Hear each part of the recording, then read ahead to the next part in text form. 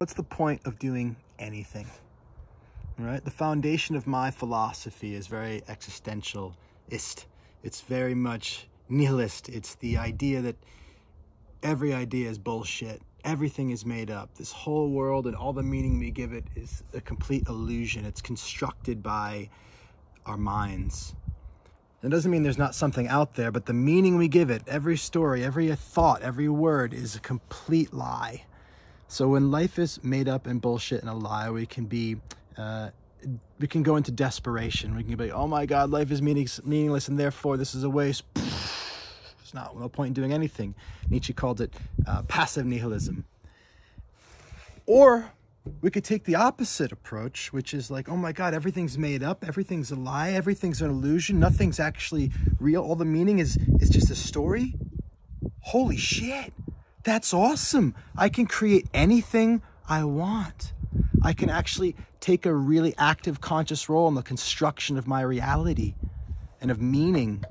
And I can question everything, every cultural idea, every construct, the definition of every word, every authority. I can question all of it. I can doubt all of it. And from that doubting, I can actually create and I can enjoy the bliss of constructing life from the ground up, the ground of being.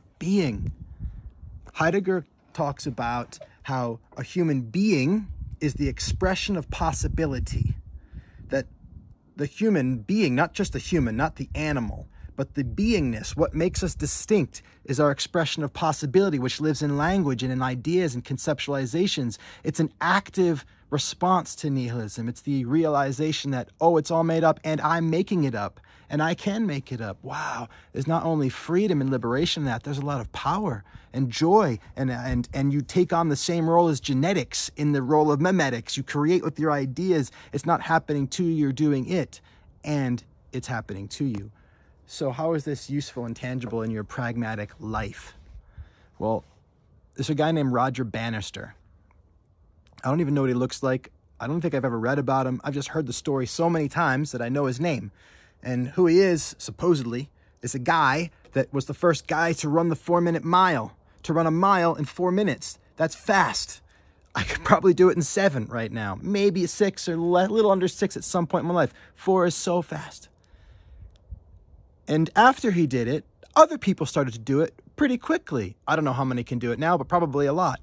But the point is, nobody did it until he did it because nobody thought that it could be done. And then once he did it, people could do it. So wow, look at that. You're saying that form and the capacity in the material world unfolds from the conceptualizations that come from our mind? Yeah, in large part, it's a dance, baby. A little bit of this and a little bit of that. And so if what we express in our mind and then what we actualize with our body is part of the dance of creating everything in this universe, then I want to take my capacity to do that to its full extent. That's living from an acorn into an oak tree. That's being the greatest that I could possibly be with this genes and memes and things that I am and everything that's unfolding into me and through me. But why else? What's the point of doing anything other than just the desire to express? Because I'm not alone in that expression. Look, every time that I create possibility through actualizing an idea I see in my mind, I not only express that myself, I not only become the oak tree, but I actually... Do oak trees have acorns? Is that like actually how it goes? If I'm an oak tree, I'm giving off acorns. I'm giving off other possibilities for other oak trees. By running a 4-minute mile, I'm creating possibility for the 4-minute mile to be run by other people. I'm actually expanding my beingness into the universe through actualizing a possibility. And I don't care if it's as crazy as a 4-minute mile or as big as, Elon Musk with the whole Tesla thing or something like, business world, or I don't care if it's the expression of a possibility of a philosophy and you're creating your own religion, go for it. Or I don't care if it's the smallest possible thing of expressing the possibility of the idea of smiling at that person that's walking down the street because you see it in your mind, you feel it, and you hold back for the conditioning. But what if you just expressed that possibility for the only reason that that's what you are? You are the expression of possibility. If you see it in your mind and you bring it into form, you are not just human, but you are being. You are human being. You are actualizing what you are, greater than animal, involving what we call spirit in the spiritual world, right? So there's a reason to do anything. And I'll tell you what, when you do for that reason, it's fun.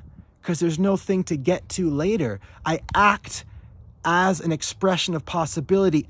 Done. Got the reward in the action. Done.